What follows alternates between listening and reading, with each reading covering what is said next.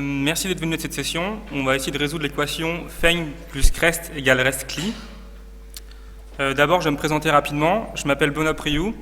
Je suis plus connu sur les réseaux sociaux par le surnom Binout, me demandez pas pourquoi. Je suis développeur Java depuis plus de 10 ans. Je suis membre du board Jug. Je suis aussi committeur dans le projet ASCII Doctor, en particulier ASCII Doctor Ant. Et dans la vraie vie, je travaille chez Electra, qui est une entreprise dans l'industrie du textile qui fait des machines de coupe et aussi un éditeur logiciel. Et on recrute en ce moment, donc si vous voulez, venez me voir à la fin du talk. Alors l'équation, feign plus crest égale rest-cli. Alors en fait ça parle de deux librairies Java. Feign, une librairie qui a été développée par Netflix pour faire un client HTTP, et crest, une autre librairie pour faire un outil en ligne de commande. Et l'idée c'est de les mettre ensemble pour avoir un outil en ligne de commande qui permettrait de piloter une API web. Alors mon cas d'utilisation, c'est que j'aimerais faire un outil en ligne de commande pour piloter ma Dropbox. Oui, je sais, je suis un peu geek, donc j'ai envie de faire ça. Et en plus, je me mets un petit défi, c'est que j'ai envie d'écrire le moins de code possible, histoire d'avoir le moins de bugs possible, et comme ça peut marcher du premier coup. Donc on y va. Donc d'abord, on va essayer de décrire l'API Dropbox. Donc l'API Dropbox, elle est documentée sur leur site. Il faut juste avoir un token d'accès pour pouvoir l'utiliser. Et ensuite, on peut faire des appels HTTP avec des bodies et des requêtes, comme tout appel HTTP. Feign. Alors Feign, comme je l'ai dit, ça a été développé initialement par Netflix, qui l'a rendu open source. Donc c'est un client HTTP. L'idée de cette librairie est vraiment d'être le plus minimaliste possible, d'avoir zéro dépendance. Donc on ne tire pas toute la terre entière. Il existe des extensions pour après se plugger sur d'autres librairies, comme Jackson, JSON pour tout ce qui est gestion du JSON. Mais de base, l'API est vraiment minimaliste. Et minimaliste au sens où pour justement avoir un client HTTP, il ne faut pas écrire de code, mais juste une interface. Donc si on écrit une interface, on décrit des méthodes, bien sûr, dans cette interface. Il suffit d'utiliser des annotations pour décrire comment on veut interagir avec l'API web. Donc l'annotation de base est @requestLine, où on indique le verbe HTTP et après l'URI sur lequel on veut avoir la ressource. On peut bien sûr ajouter des headers ou d'autres particularités du protocole HTTP. Donc les paramètres de la méthode sont le body et le retour de la méthode et le body de retour. Ensuite, pour pouvoir construire notre API, il faut juste utiliser le Feign Builder qui permet ensuite d'ajouter tout ce qui est encodeur et décodeur de notre objet Java. Par exemple, pour pouvoir manipuler du JSON, on peut utiliser le JSON encodeur et JSON décodeur. Bien sûr, on peut aussi utiliser des intercepteurs pour pouvoir ajouter des headers qu'on a besoin d'ajouter à chaque requête. L'utilisation classique est l'utilisation du header autorisation pour ajouter la clé, par exemple, d'utilisation de notre API. Et ensuite, en faisant le point target, où on indique la classe de l'interface et après la base URL de notre API, on obtient une instance de notre interface qui nous permet d'appeler, par l'intermédiaire des méthodes, les API web. Donc finalement, ce que ça donne, c'est que si on a l'impression d'appeler ici en mettant par exemple une méthode statique dans l'interface permettant de construire notre Dropbox interface, on a ensuite l'accès aux méthodes, par exemple list folder, qui va appeler l'API REST qui permet de lister les folders de notre box en codant juste ces quelques lignes. Donc ça c'est pour Feign. Ensuite on a Crest. Alors Crest, c'est une librairie qui est développée par la société, en tout cas initiée par la société Tommy Tribe. Tommy Tribe, c'est ceux qui ont fait, qui supportent la version Tomcat, version Java EE, qui s'appelle Tommy. Et ils ont fait un ensemble de projets autour de tout ça, et entre autres Crest. Donc je vous conseille d'aller voir leur site parce qu'il y a d'autres projets qui sont très intéressants. Alors là, pareil, c'est l'idée de faire un outil, une librairie pour faire un outil en ligne de commande, donc basé sur des annotations. Et l'idée, c'est que la librairie nous apporte plein de facilitations au niveau de tout ce qui est outils de ligne de commande, genre la validation des paramètres, générer une aide, gérer des messages d'erreur. Tout ça est géré pour nous, on n'a pas besoin de se recoder toute cette partie-là qui est un peu embêtante. Et la librairie se comporte en deux façons. Une API pour tout ce qui est compilation et une dépendance runtime pour avoir le moteur d'interprétation de notre ligne de commande. Alors cette fois-ci, on écrit une classe qui doit contenir des méthodes et chaque méthode est une commande de notre outil de ligne de commande. Alors le nom de la méthode est par défaut le nom de la commande et il faut annoter bien sûr la méthode @commande et le retour de la méthode est renvoyé vers la sortie standard. Donc c'est assez simple pour créer une commande. Ensuite, si on veut rajouter un paramètre à la commande, c'est des paramètres de la méthode. Par défaut, tout paramètre qui est ajouté à la méthode est obligatoire pour la commande. Pour tout ce qui est options, on peut rajouter aussi des paramètres à la méthode, et cette fois-ci, on les annote @options avec le nom d'option, avec des valeurs par défaut. Cette fois-ci, c'est des paramètres facultatifs de la commande. Ensuite, pour pouvoir appeler une commande, on fait un jar de tout ça, avec les librairies qui vont bien, et en faisant un java-jar, il y a un main qui est automatiquement associé, et on peut appeler la commande. Donc là, on voit par défaut que j'ai essayé d'appeler la commande mkdir que vous avez vu précédemment, qui demandait un argument obligatoire, sans rien coder. Par défaut, il y a déjà tout un message d'erreur qui apparaît en disant quel est l'usage qu'il faut utiliser pour appeler la commande. Ensuite, si on veut vraiment un outil en ligne de commande intéressant, c'est intéressant de voir comment l'intégrer avec Gline. Gline, c'est pour pouvoir avoir un vrai shell en Java, donc qui apporte les notions de complétion de commandes, ajout de commandes basiques comme help, exit, clear, pour avoir l'historique des commandes et supporter le pipe.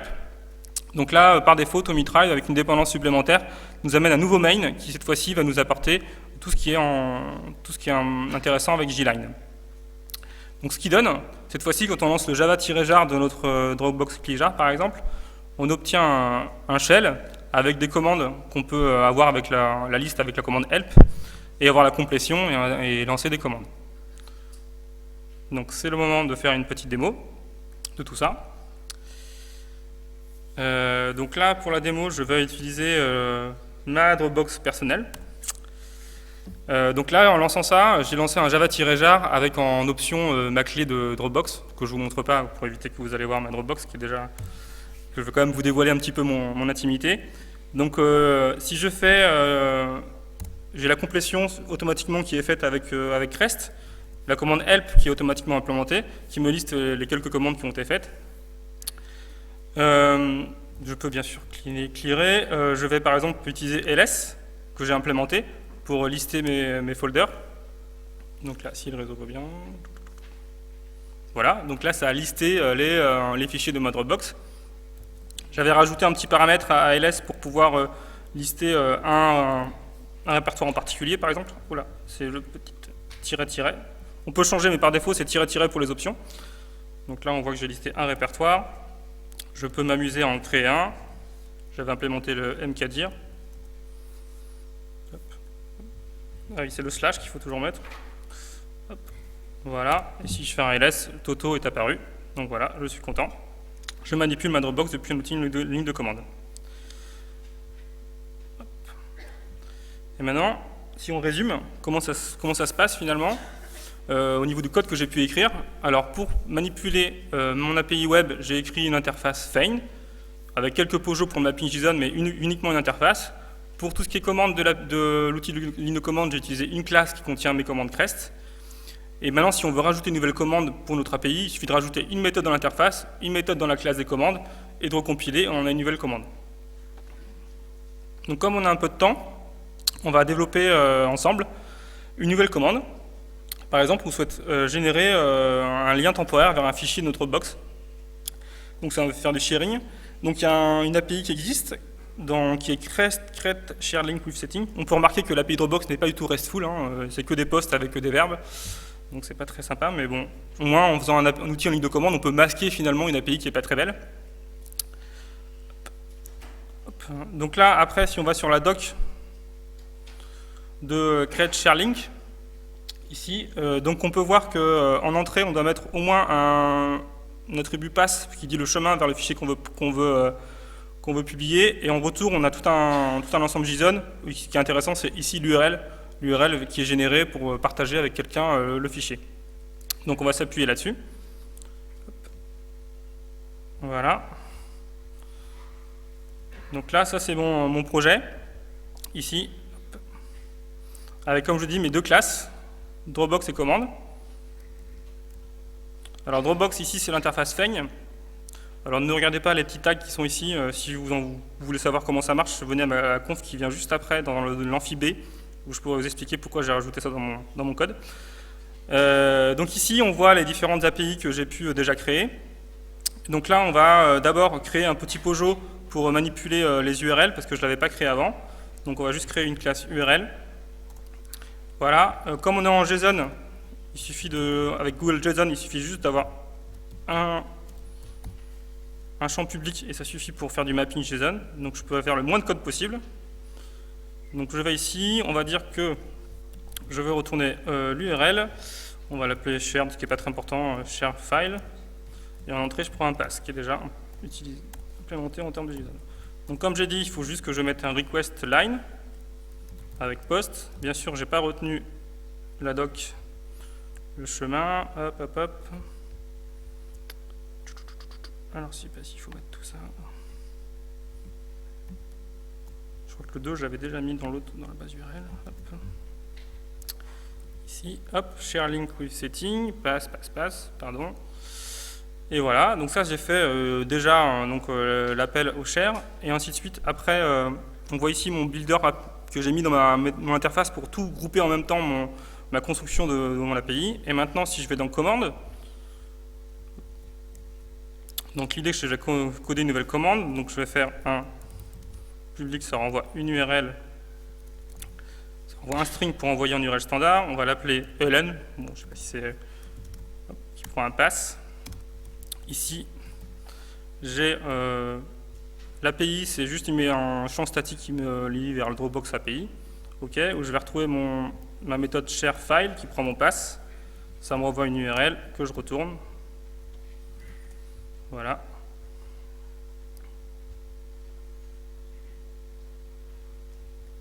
Qu'est-ce que j'ai fait qui est pas bien?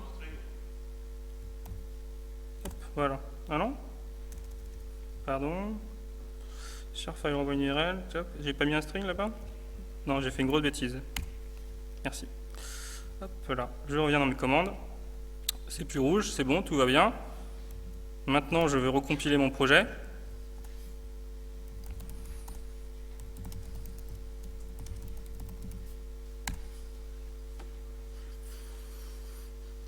Ah oui, j'avais écrit quelques tests déjà.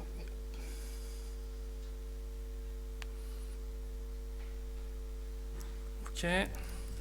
Donc maintenant, si je relance mon Dropbox, si je fais un help, si tout va bien, j'ai ma commande. Bien sûr, c'est l'effet démo, elle n'y est pas. J'ai oublié, hop, ça c'est le stress, j'ai oublié l'arrobas commande, bravo. Comme j'avais un peu de temps, je peux me tromper en fait, donc ça va. Hop. Merci Maven, on va relancer le package.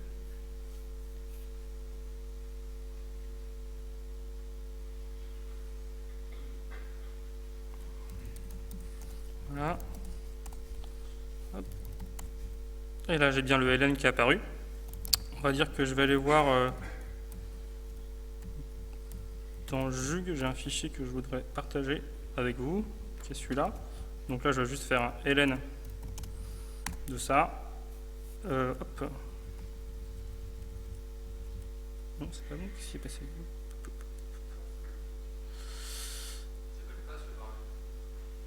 J'ai un paramètre, non par défaut il n'y a pas besoin de passe parce que c'est un champ obligatoire, donc normalement c'est bon.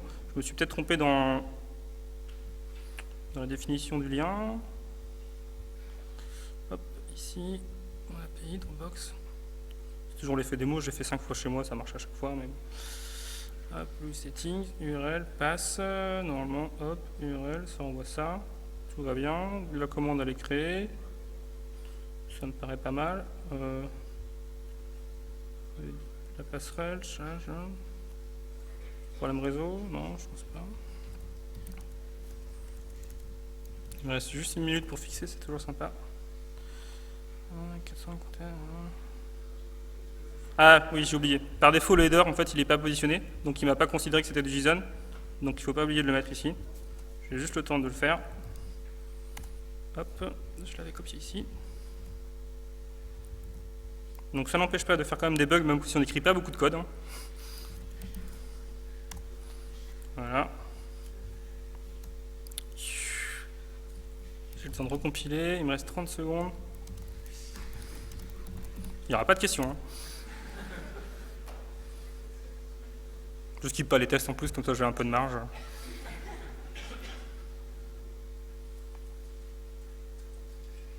Ok, hop, je démarre.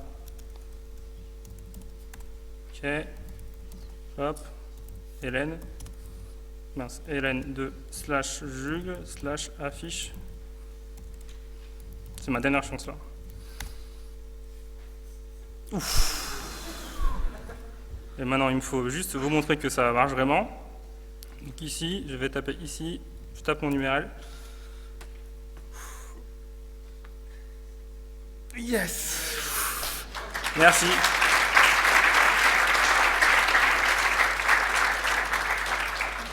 Voilà, merci, ce sera tout.